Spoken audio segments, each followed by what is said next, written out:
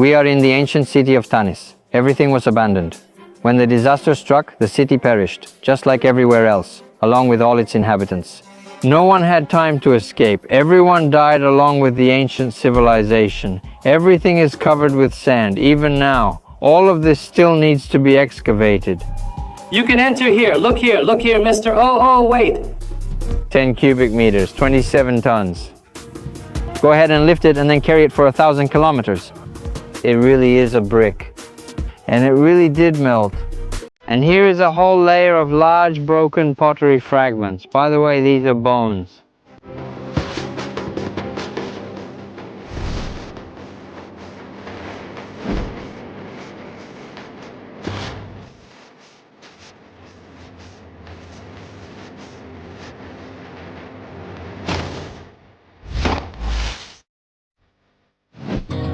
I don't know, guys, we wanted to swim in the sea and drove for 200 kilometers. But here there's just one massive industrial area along the whole coast. This is Port Said. It's a hellish port. And now we're already 15 kilometers away from it. Everything here seems kind of dangerous. I don't even know if it's worth swimming here. So this is us supposedly coming to the beach, guys. There appears to be a small hotel over there. And I even managed to take some nice pictures. But let's wait and see. I don't quite like it here. Hello, friends. We spent the night in this granny-style apartment today in Port Said. That was all for the sake of getting to Tanis. This is where our giant Andre slept. On a child's bed with the letters Z. Creepy. Anyway, we're heading to the ancient capital of the Egyptian kingdom. The Suez Canal is literally just 100 meters away from us. That's where fate has brought us.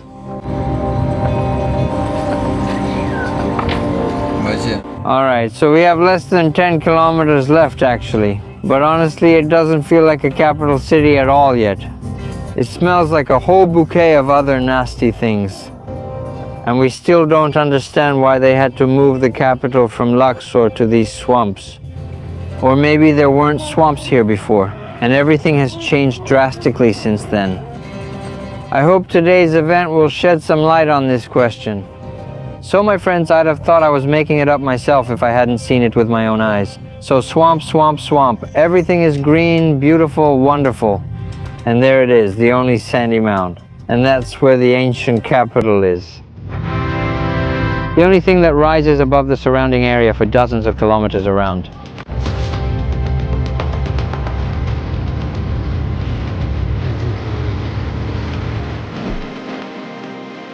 We're getting closer, entering the excavation site.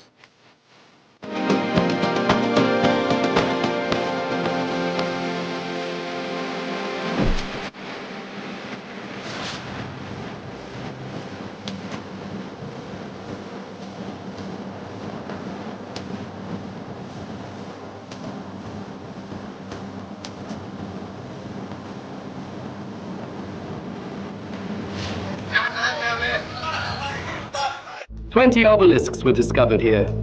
20 obelisks were found here. So friends, 20 to 23 obelisks have been found in this city. Which is really very strange because you can't really see the city itself here. Gates, temples. So far we don't see anything. Everything around is made of clay.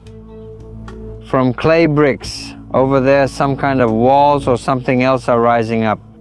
All around. Hold on 1 minute. And there are a lot of some kind of debris lying around. But where is the city and what is this? Some strange indentations. No one can explain what they were made for. They were made right on top of the hieroglyphs. Hieroglyphs. We already recognize Ramses, our friend of the lowest quality, but he loved to leave the deepest hieroglyphs behind on almost everything. He didn't really care whose creation it was originally. He could remove the old top layer, whether there were hieroglyphs on it or not. Sometimes he would just brazenly carve his own hieroglyphs over someone else's, which was also practiced. Another cartouche of Ramses. So we already have a bone to pick with Ramses because he just put his cartouches everywhere he could. Here, as you can see, it's crooked and uneven, but the cartouche is there. Yeah, you can go, we'll wait for you. Oh, and here, look, they just started carving and then stopped. Something must have gone wrong in their lives.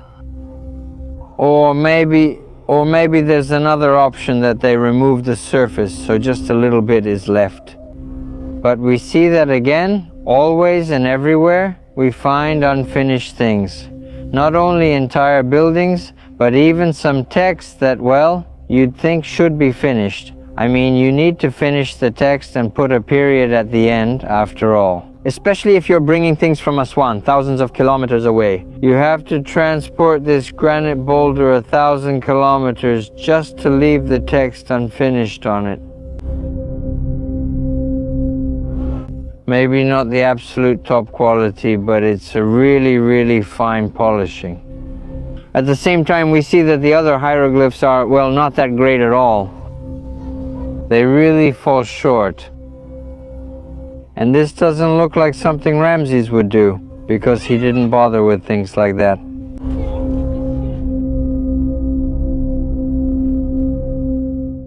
We are still among the swamps, friends. We are in the ancient city of Tanis, where a wonderful and very mysterious scene unfolds before our eyes. I mean, just like that. Here there is a long row of granite masterpieces, ranging from obelisks and stelae to luxurious statues of the finest quality, with hieroglyphs of very different quality. Here is this strip that goes from there to here, and on the left and right, there are some graves, but that's all. All of this is surrounded by a thick wall made of clay bricks. You can see it here, and we already approached it. There is nothing there that could intrigue us. Of course, there are still a lot of sand dunes around and over there. Some blocks are still over there. I suspect that this whole island, let's call it an island, this whole island must have been a city once. And that means under those hills over there too, you just need to excavate. And the guys here are asking us to bring them tourists, because besides us, there are absolutely no foreigners here, no one at all. So friends, if you can, please do the locals a favor. Of course, everything here is kind of peculiar, but nevertheless, it doesn't make it any less interesting. Because the granite samples lying here, like this stone for example, 10 cubic meters, 27 tons. Go ahead and try to lift it, carry it for 1,000 kilometers, and then still leave some letters unfinished on it.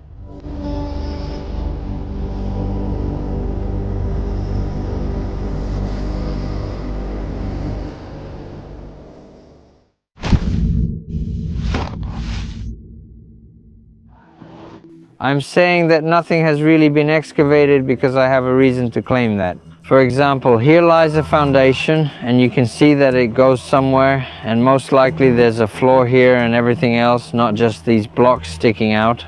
There's a whole huge perimeter, but everything is covered with sand. Even now, can we go up? So all of this is the Nile. Oh wow, look. Yeah, of course, there's still so much to dig here. Here it is, where the city is. But what kind of city do we see? It's built from clay and Nile silt, and that's it, nothing else. All of this still needs to be excavated. All of these are buildings. So here we go again, walls, walls, and nothing but walls. I want to show you the layers, and this, without a doubt, is Nile sediment, which was left from the flooding of the Nile. Here they are layered. How this place flooded before. Sometimes silt would come, then sand after that. And then this fine kind of clay would appear in it. And all of this was brought from the direction of the Nile. And here is apparently some huge jar that was excavated. It was even empty inside. Ah, here it is. A whole layer of huge broken pottery. Yes, by the way, these are bones. This one.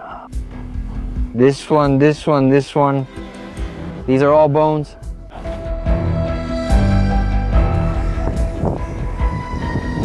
So that's what everything looked like here. Before it was laid out in neat little rectangles, that's how it all just lay in a heap. Some granite pieces show traces of extreme erosion. We can point out these ones, for example. Very severe erosion. And this is nothing but erosion, yes. Erosion, which this is granite. Granite is very difficult to break down like this. Of course, it can be brittle on its own. But we can see that all the weak grains have been washed out here. And the binding material, like mica, which glued them together, fused them tightly. This is clearly something natural, not mechanical, I mean. Maybe a nuclear explosion could destroy granite like this. We don't know. But the result is obvious. Here are all the surfaces. And here there are heavily damaged columns lying around. And right next to them, what would you think? It's just perfect. This one is perfect. Ah, this has a beautiful finish. And this column, by the way, is not of a round shape if my eyes aren't deceiving me. But nevertheless, it's made very well. The hieroglyphs on it are nice. And this granite is without a doubt natural. Another remarkable surface. With crooked lines, crooked hieroglyphs. Well, I mean, compared to the column itself, everything written on it is extremely crooked. They were able to extract such a massive piece of stone, process it, and transport it 1,000 kilometers, that's beyond doubt. But what raises doubts is that the same guys couldn't carve the inscription straight. Oh, this is what's left, Andre. This is just perfect. Go take a look. There are even petals here. Well, this is definitely scratched. Scratched, and here it's been cut. Very neatly. But I can't say anything else. For some reason, there are no traces. What did you bring here? Melted brick. Really? There are many of those lying around there. Listen, in this case, I think I have to agree with you. It really is a brick. And it really did melt. Oh, and also a stone sphere. And all of this is among completely destroyed. Oh! Well, maybe it's for billiards. What is this? Garbage. Stick that in your eye. Yeah. So, write in the comments why everything here looks almost perfectly preserved. Only a little bit of the surface has crumbled, and most likely it's because of the sun over the past few years. Because the sun here is scorching hot. Ah, over there you can see gnawed cabbage stalks lying around. Ah, here are some gnawed cabbage stalks. You don't have to go far. Here they are. It's the same thing, just in a completely different condition and state of preservation. Hey, could this possibly be an unfinished piece for this?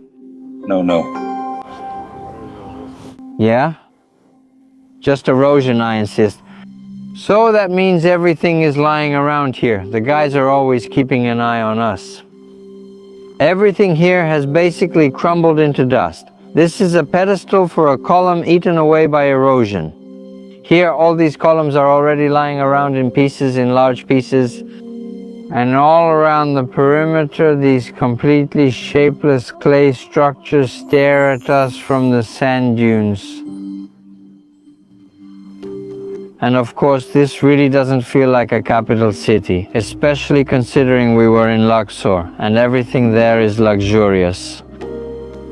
But here, nothing is luxurious. Yeah, that's how it is. You dig a pit in the desert, in the dunes, and at first you find clay and pottery shards, but then at the bottom you get polished granite and gold. Wonderful. I think it's very interesting. And all of this still needs to be dug up. No, that's it. We're done here. End of story. So we're walking here surrounded by girls, boys, a whole crowd. We're climbing the highest dune in this area. Here's what it's made of. Just like that, straight through. Nothing but shards.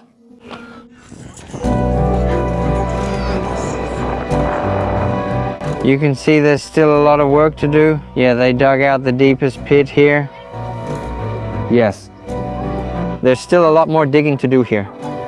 All the way through to the end. This is the deepest one, right? Looks like it is. Yeah. There's another pit over there, look. But it's not that deep. Looks like we need to go around the side. Yeah, huh. Well, that's basically it. The end of the ancient capital. Woohoo! And what's here? Nothing, right? A mountain of pottery shards, says Andrew, and nothing else. Ceramics throughout. You just have to dig. There are still about 10 meters left. No, look, those clay walls are sticking out. Everywhere walls are sticking out. And between the walls at the bottom there will be granite and gold. I don't know what's there. What do they want? Everything's there because they left it all behind. When the disaster struck, the city and its people perished like everywhere else. No one took anything with them. No one had time to escape anywhere. Everyone perished along with the ancient civilization. He's correct that we are now in a place where everywhere there are fired and even fused brick. And everything around us is just made of mud brick. Like this. Yeah, even the brickwork made of fired bricks leads somewhere over there. And the gentleman in white, he's actually protecting us from the kids. Because besides us, there are a few thousand children here. And he doesn't let them come near us, although we wouldn't mind talking to them. 22nd Kings. So 22nd Kings created this construction from the previous obelisk. Ah, reused. Watch your head. Okay, okay. You can enter here. Look, look, mister, look. Yeah, this is reused. Reused. And this?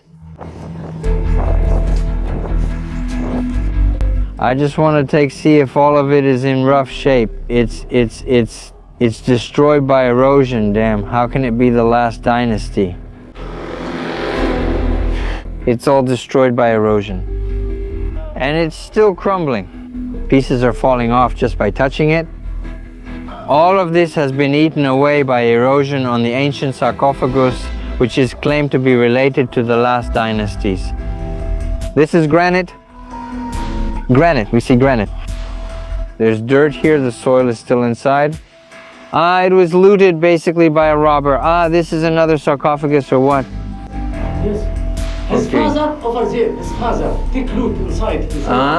There's another sarcophagus inside. But this really looks like, guys, just a dump of broken old blocks and nothing more. Everything good that was built before them, supposedly the last dynasties could only break and dump like this. And notice, it's on mortar. Here, mortar is sticking out everywhere. Here it is. Here is the mortar. So they were already laying everything on mortar. Well, that's the valuable lesson we learned from Tanis. Please, everybody come to Tanis. Tanis, right? Visit Tanis, everybody. We can confidently say that it was the capital of Egypt during the 22nd dynasty. And Chinese sources also say that the tomb of Shashanka I is the most important one in the 22nd dynasty.